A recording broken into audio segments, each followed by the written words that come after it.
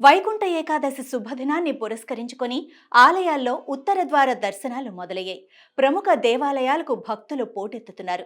2 రాష్ట్రాల్లోని ప్రముఖ పుణ్యక్షేత్రాలకు తెల్లవారుజాము నుంచే భక్తులకు ఉత్తర ద్వార దర్శనం కల్పించారు. ప్రముఖులతో పాటుగా సాధారణ భక్తులు సైతం దర్శనం చేసుకుంటున్నారు.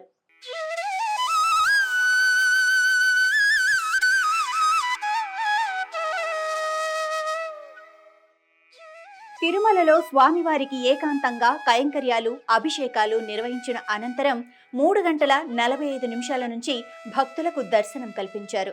భక్తులు ఉత్తర ద్వార దర్శనంతో ఆ దేవదేవుని దర్శించుకున్నారు. ఈ రోజు నుంచి ఈ నెల 19వ తేదీ వరకు భక్తులకు వైకుంఠ ద్వార దర్శనాన్ని టీటీడీ అధికారులు కల్పించారు. ఈ నేపథ్యంలో 10 రోజుల పాటు శ్రీవారి ఆలయంలో జరిగే అన్ని ఆర్జిత సేవలతో పాటు ప్రత్యేక దర్శనాలను అధికారులు రద్దు చేశారు. ఈ రోజు శుక్రవారం కావటంతో అర్చకులు శ్రీవారికి ఏకాంతంగా అభిషేకాన్ని నిర్వహించారు.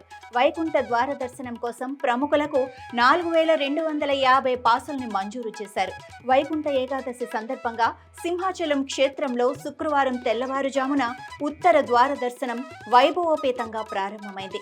సింహాద్రి అప్పన్న స్వామి ఆలయ ఉత్తర గోపురంలో వైకుంఠనాథుడిగా భక్తులకు దర్శనమిస్తున్నారు.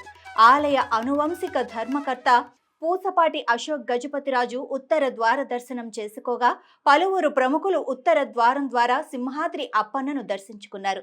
భద్రాచలంలో సరిగ్గా ఉదయం 5 గంటలకు భక్తులకు సీతారామచంద్ర స్వామి వారి దర్శన భాగ్యం కల్పించగా స్వామి సేవలో తరించేందుకు భక్తులు భారీ ఎత్తున తరలివచ్చారు. యాదగిరిగుట్టలో స్వామి దర్శనం కోసం భక్తులు బారులు తీరారు.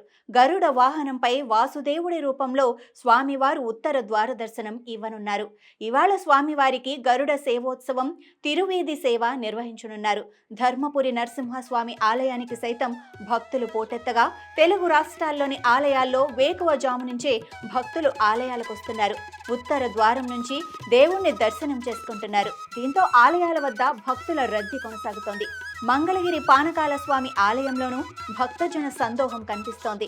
తెలుగు రాష్ట్రాల్లో వైకుంఠ ఏకాదశి పర్వదినం భక్తి శ్రద్ధలతో వైభవంగా నిర్వహిస్తున్నారు.